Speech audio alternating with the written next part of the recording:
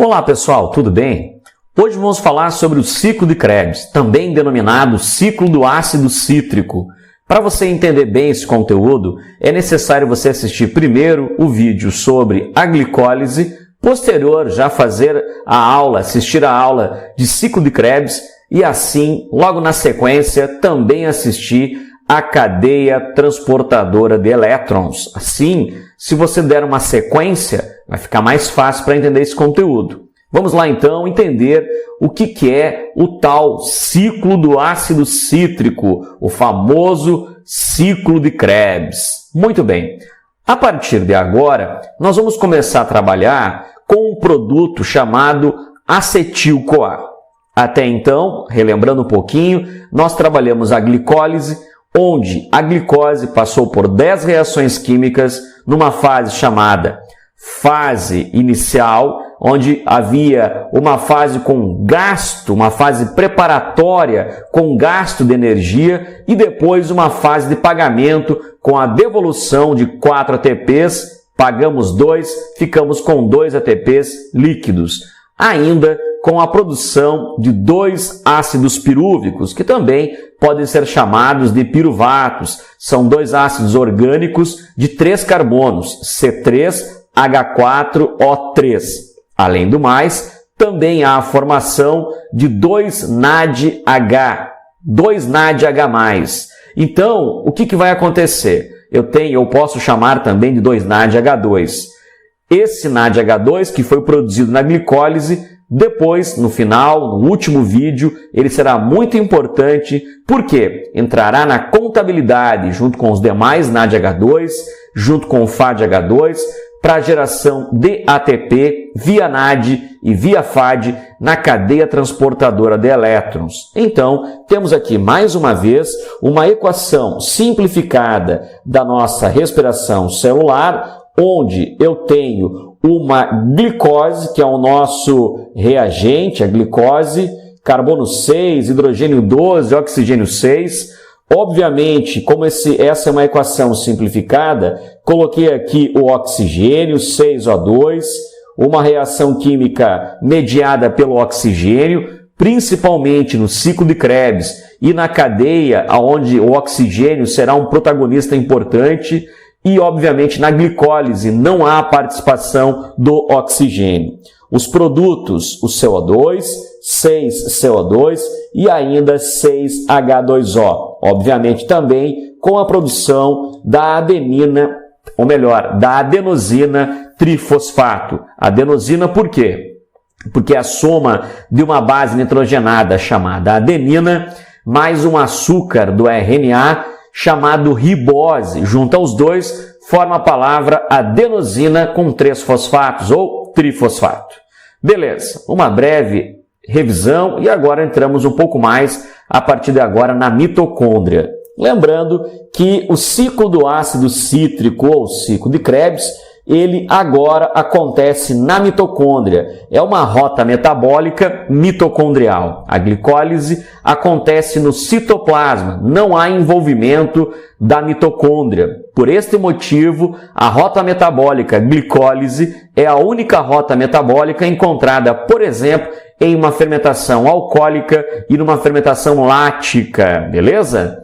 Tudo bem, mas a partir de agora nós vamos trabalhar o ciclo de Krebs. E aí, esse ciclo de Krebs acontece na mitocôndria, para ser mais preciso, na matriz da mitocôndria, aonde eu estou apontando neste espaço aqui, é chamado de matriz mitocondrial. Beleza, vamos em frente. Agora, temos aqui algumas observações sobre esse ciclo do ácido cítrico, o ciclo de Krebs. Vamos memorizar esse conceito. As moléculas do ácido pirúvico, que é aquele produto resultante da quebra parcial da glicose, eles vão penetrar no interior das mitocôndrias. Obviamente, isso vai acontecer ali na matriz da mitocôndria, onde ocorrerá a respiração propriamente dita. Cada ácido pirúvico reage com uma molécula de uma substância chamada coenzima A, que é uma enzima, para que ele possa, este ácido pirúvico, virar o chamado acetil-coenzima A. Até porque o ácido pirúvico precisa de uma força, de uma reação intensa para poder penetrar através das duas membranas da mitocôndria, a externa e a interna, para chegar até a matriz e onde vai acontecer o famoso ciclo de Krebs. Lá vai acontecer a origem do chamado acetil-CoA, já vamos falar melhor sobre isso, por enquanto é só um resumo, de 3CO2, 3 NADH mais H ou NADH2, 1 FADH mais H ou FADH2 e 1 ATP. Obviamente, tudo que eu falei é em virtude de um único ácido chamado pirúvico. Lembrando que a glicólise produz 2. Atentos, então, esses valores de somente 3 NADH2, 1 FADH2 e 1 ATP tem como referência uma única molécula de ácido pirúvico, mas tu sabe que tem que fazer vezes 2, porque nós teremos 2 moléculas de ácido pirúvico produzido ao final da glicólise. Muito bem, pura química, é isso aí. Então vamos começar a decifrar esse ciclo do ácido cítrico, beleza? Vamos lá. Inicialmente, pessoal, nós precisamos observar que vamos iniciar todo o processo com ácido pirúvico. Vamos só melhorar aqui. Este ácido pirúvico, olha só, ácido pirúvico é o produto oriundo da glicólise. Lembrando que são 2. Estou aqui fazendo uma referência com 1, mas tu sabe que são 2. Então, tudo que eu estiver falando aqui dentro é mediante, vamos voltar ali, opa, agora deu certo, é mediante aos 2 ácidos pirúvicos, só que eu estou representando neste esquema a partir de 1. Então, um ácido pirúvico, olha só, vai sofrer um processo chamado desidrogenação, que vocês estão vendo aqui. Eu estou apontando, para onde eu estou apontando? Para o NAD. Este NAD é um aceptor de elétrons de hidrogênio. Veja que este aceptor de elétrons de hidrogênio, na forma NAD, NAD+, é chamado NAD oxidado.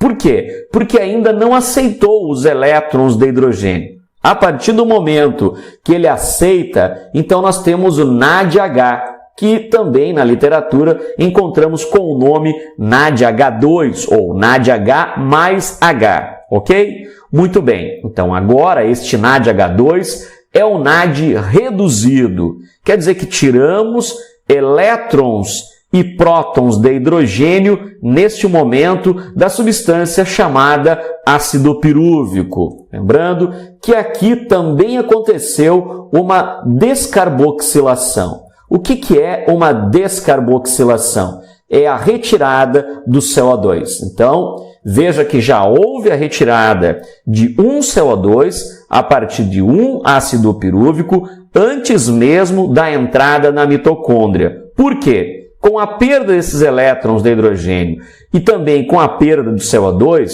o ácido pirúvico é convertido a essa substância chamada acetil-CoA, que nós estamos observando aqui, o acetil-CoA. Muito bem, então temos aqui o acetil-CoA, que é oriundo a partir do ácido pirúvico após a perda de CO2, do ácido pirúvico, que perdeu CO2 e também perdeu elétrons e prótons de hidrogênio para o NAD+, que agora ficou o NADH2. Muito bem. A partir deste momento, este acetil-CoA, que é de coenzima A, ele recebe a coenzima A, que é uma enzima muito importante, e vai ajudar, junto com essas perdas de CO2 e perdas de hidrogênio do ácido pirúvico, ele se junta a esse produto que foi gerado a partir dessas perdas e vai formar o acetil, chamado acetil-coenzima A. O que vai acontecer? A partir desse momento, então, o acetil-coenzima A irá entrar na mitocôndria, passando a membrana externa e a interna e se juntando lá dentro da mitocôndria com uma substância lá existente chamada ácido oxalacético ou oxalacetato. Esta junção do acetil-CoA com ácido oxalacético vai resultar na formação de uma outra substância, denominada citrato. Neste momento, vejam bem, e a partir deste momento tem-se o início do ciclo de Krebs. A partir do momento que o acetil-CoA penetra na mitocôndria, se junta com ácido oxalacético, ambos formam o citrato. Como que isso é importante? E por que que isso é importante? Muito importante, sabe por quê? O acetil-CoA, devido a essa descarboxilação, que é a perda de CO2, ele era, enquanto ácido pirúvico, um carbono 3. Porque o ácido pirúvico é um carbono 3.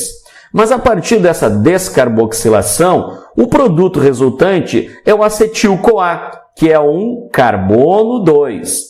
Quando ele se junta com ácido oxalacético, o ácido oxalacético é um carbono 4.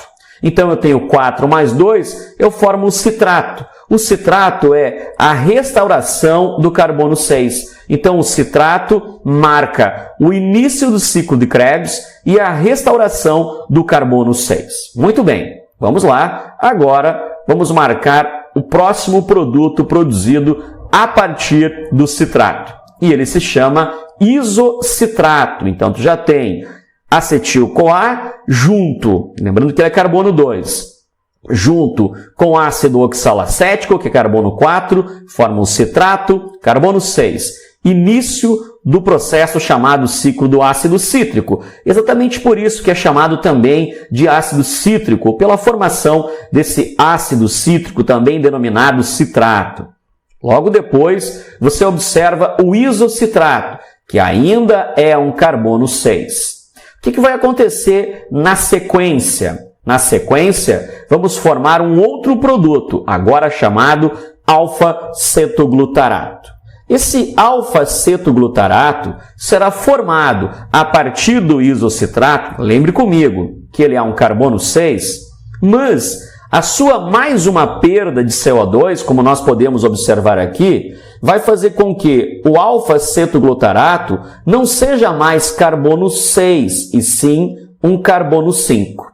Muito bem, mais uma vez, temos aqui o NAD oxidado, virando NADH, NADH2, ou NADH mais H, que é o NAD chamado reduzido. Então, houve aqui uma descarboxilação e uma desidrogenação. Descarboxila, tira CO2. Desidrogena, tira hidrogênio, que é lançado para o NAD, que vira NADH2. Beleza? Mas, professor, e o CO2? O que acontece com o CO2? O CO2 será eliminado para o sangue, que agora fica sangue venoso, e nós vamos eliminar esse CO2 através de 3 vias, que são via bicarbonato, lá do ácido carbônico, através da hemoglobina e também dissolvido, diluído no plasma.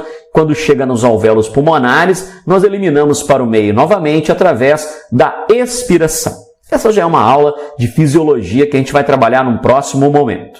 Mas muito bem, temos então o alfa-cetoglutarato. A partir deste momento, vejo mais uma desidrogenação e mais uma descarboxilação. Aqui está a saída, mais uma vez, vamos só marcar melhor aqui, mais uma vez de CO2, importante, e também a formação de mais um NADH, ou, lembrando, NADH2, NADH mais H, ok? Muito bem. Veja que agora eu tenho aqui um produto a partir do alfa-cetoglutarato. Esse produto ele não pode ser carbono 5, porque se houve mais uma descarboxilação, a formação desse chamado succinil-CoA, que nós estamos observando aqui, é um carbono 4, porque já houve a perda, mais uma perda de CO2.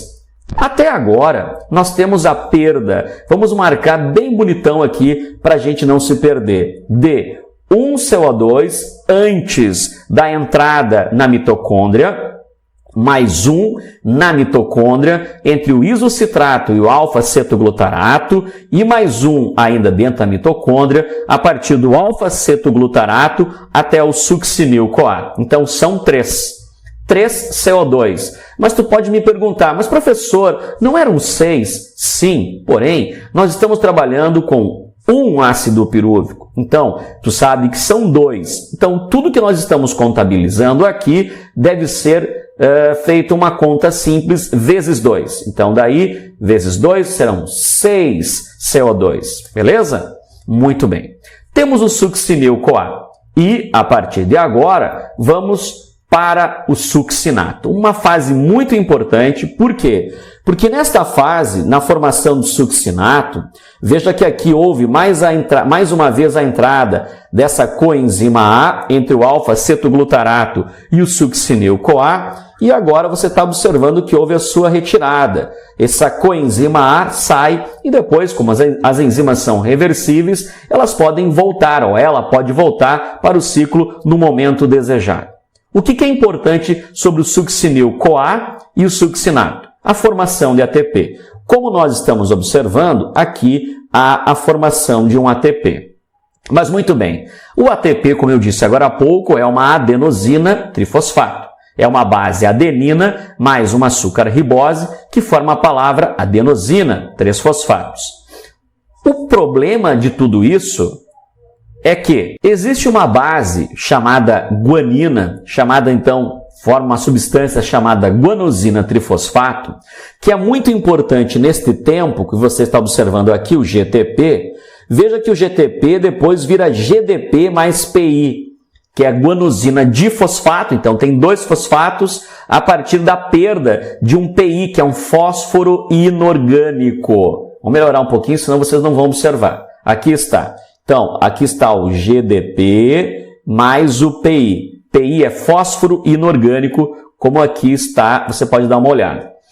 Esse GTP vai doar para um ADP, que você está vendo aqui, uma adenosina difosfato, vai doar um fósforo inorgânico vindo do GTP. Aí o GTP vira GTP, ok? Vira GDP, difosfato, era tri, vira di. E esse fosfato que sobrou é doado para o ADP, que aí forma adenosina trifosfato. Temos aqui a formação de um ATP no ciclo de Krebs, ATP líquido. Lembrando que são 2 ácidos pirúvicos, então temos que ter 2 ATPs, 6 CO2, ok? Muito bem, já vamos fazer um resuminho de todos esses produtos produzidos no ciclo de Krebs. Mas estamos ainda no succinato, então temos que fazer mais algumas observações. O que vai acontecer agora? O succinato vai doar elétrons de hidrogênio e prótons para um outro aceptor, não mais o NAD, agora o FAD. FAD, assim como ele está oxidado, depois vira FADH2. E a partir desse processo de desidrogenação, o produto oriundo desse processo será o fumarato. Muito bem. Mas e depois, professor? Depois nós temos aqui a incorporação de uma molécula de água, que eu queria que vocês observassem aqui, uma molécula de água, a partir do fumarato, que vira a substância malato. Professor, uma pergunta. E agora os produtos? Você disse que o succinil-CoA era carbono 4 e o succinato continua sendo carbono 4, porque não houve mais retirada de CO2. O fumarato também é carbono 4 e o malato também é carbono 4. Muito bem. E depois, o que vai acontecer? Depois disso, nós temos a última desidrogenação do malato. E este malato, quando perde esses elétrons e prótons de hidrogênio, volta a formar o ácido oxalacético. Aquele momento é aquele que se junta com acetil-CoA, porque tem ali um NAD que vira NADH2. Então, mais uma vez, conta comigo, vamos contar juntos. Quantos NADH2 são produzidos a partir de um ácido pirúvico no ciclo de Krebs? Dentro do ciclo de Krebs, na matriz da mitocôndria. Conta comigo. Então, nós temos aqui 1, contamos em verde, 1. Temos mais 1, 2. Temos mais um aqui em cima, só NADH2. Temos 3 NADH2. Muito bem, vamos trocar a cor e agora eu te pergunto, quantos FADH2? Temos somente um, que aqui está. Então, anota lá comigo. A partir de um ácido pirúvico, nós temos 3 CO2, 1 ATP, 1 FADH2. Beleza? Mas tu sabe que na glicólise, vamos observar a formação de 2 ácidos pirúvicos. Então, eles entram, os dois vão entrar. Então, teremos que ter 6 NADH2, 2 FADH2 e 2 ATPs. Vamos repetir? 6 NADH2, 2 FADH2 e também vamos encontrar 6 CO2 e 2 ATPs. Ok, o CO2 nós vamos eliminar através da nossa expiração e os NAD e FAD, inclusive aqueles que são produzidos lá na glicólise e depois entre o ácido pirúvico e o acetil, serão todos destinados às cristas da mitocôndria num processo chamado cadeia transportadora de elétrons, que será a nossa próxima aula. Muito bem, é sempre importante que você tenha um prosseguimento para entender bem esse conteúdo. Agora, nós vamos fazer 2 exercícios para tentar fazer um fechamento de tudo que eu falei para vocês até agora. Vamos lá, só deixa eu reverter aqui a nossa aula e aí assim nós vamos colocar as informações sobre os exercícios. Bem fácil fazer isso, vamos reverter tudo, revertemos e aqui está a nossa primeira questão, que eu chamo de aplicar o conhecimento. Vamos aplicar o conhecimento obtido. Vamos lá então. Sobre a respiração celular, é correto afirmar que, letra A, é sobre todo o processo. A glicólise consiste em uma série de reações químicas, na qual uma molécula de glicose resulta em 2 moléculas de ácido pirúvico, também chamado de piruvato. Tu vai dizer, professor, essa é muito fácil. Realmente, primeira alternativa, alternativa A, já é a resposta correta. Mas eu gosto de ler também as erradas para justificar o porquê do erro. Mas já é a letra A. Letra B, a glicólise é uma etapa aeróbica? Não, ela é uma etapa anaeróbica. O ciclo de Krebs é uma etapa aeróbica e a cadeia respiratória também é uma etapa aeróbica. Muito bem. C, o ciclo do ácido cítrico, que é a mesma coisa que ciclo de Krebs, é a etapa da respiração celular aeróbica que produz maior quantidade de ATP. São 2, assim como na glicólise também são 2. E aí não é maior, na verdade a maior produção de ATP vai acontecer nas cristas da mitocôndria, lá na cadeia respiratória. Letra D. O ciclo do ácido cítrico ocorre na membrana interna. Não, ele ocorre na matriz da mitocôndria e não nas cristas da mitocôndria. Letra E. A fosforilação oxidativa, que é a cadeia respiratória, ocorre na matriz da mitocôndria. Não, ela ocorre nas cristas da mitocôndria. Muito bem, essa resposta já é a letra A de América. Mas temos mais uma questão para fechar essa parte da aula. Vamos lá. O ciclo de Krebs, que ocorre no interior das mitocôndrias, é um conjunto de reações químicas aeróbias fundamental no processo de produção de energia para a célula eucarionte. Ele pode ser representado pelo seguinte esquema. Acetil-CoA, vamos aqui, agora vai ficar tudo certinho, vamos comigo. Acetil-CoA, lembra que o acetil-CoA se junta com ácido oxalacético, vira o citrato, isocitrato, alfa-cetoglutarato, succinil-CoA, succinato, fumarato, malato e fecha o ciclo. E aí você vai de novo lembrar que a partir de 1-acetil eu vou ter a formação de 2 e tem um que não está aparecendo, tem mais um CO2 aqui em cima. E eu também vou observar a formação de NADH 2 e mais um aqui 3, justificando tudo aquilo que nós falamos até agora. E também temos a formação de 1-FADH2 e, obviamente, também a formação de 1-ATP a partir do GTP. Lembrando que tudo isso deve ser feito vezes 2. Tudo bem, vamos continuar. Continuamos um pouquinho, aí está. Admita, vamos colocar aqui, admita um ciclo de Krebs que após a entrada de uma única, isso é importante salientar, molécula de acetil-CoA, então a partir de 1-acetil-CoA, como eu mostro aqui, ó, 1-acetil-CoA. Então, a partir de 1. Ocorra normalmente até a etapa do fumarato, da produção do fumarato. Então, nós temos que ir até o fumarato. Então, a gente vai somente até o fumarato. Vamos encerrar aqui, ó, tá bem? Começamos a partir do acetil e vamos até o fumarato. Ao final da passagem dos produtos desse ciclo pela cadeia, então, quando esses produtos chegam à cadeia respiratória, que é a próxima fase, nas cristas da mitocôndria, a quantidade total de energia produzida, que é a partir de ATP, expressa em adenosinas trifosfato, ATP, será igual. Então, vamos lá. Para cada, existe aí uma divergência em relação a esses valores.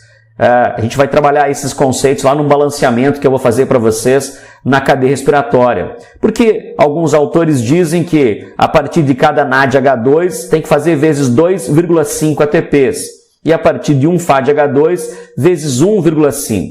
E outros mencionam vezes 3 a partir do NADH2 e vezes 2 ATPs a partir do FADH2. Para cada um deles que é lançado lá na cadeia transportadora de elétrons. Nós vamos fazer pelo geral, ok? Então, vezes 3 e vezes 2.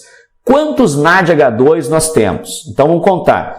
1, vamos fazer um xizinho assim. 1, 2, não podemos contar esse porque é só até o fumarato, só temos 2. Como cada um deles é vezes 3, e aqui também vezes 3, nós já temos 6. Muito bem? E como temos um FADH2 e o FADH2 é vezes 2 ATPs, lembrando que quando eles são lançados lá na cadeia respiratória. Então, eu tenho 3, 6, 7, 8. Mas eu tenho que contar mais um aqui líquido. Então, são 9.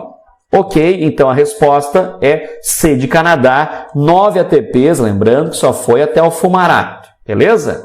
Muito bem. Agradeço o teu empenho de assistir essa aula até agora e já faço o convite para se inscrever no meu canal, para me ajudar a divulgar, aciona o sino para que você possa receber as notificações e assim vai. Assim a gente vai se ajudando e você vai também trazendo mais companheiros, alunos para o meu canal chamado Biologia Minha Prova. Eu espero você, porque faço o que gosto e sei que você também vai se agradar. Caso tenha alguma reclamação a fazer, feedback, espero e aceito com maior paciência e sei que a construção acontece desse jeito. Valeu? Quero te ajudar para você se dar bem no Enem, provas de vestibulares, aprender conteúdo para a tua escola e isso que me importa. Até mais. Obrigado. Tchau, tchau.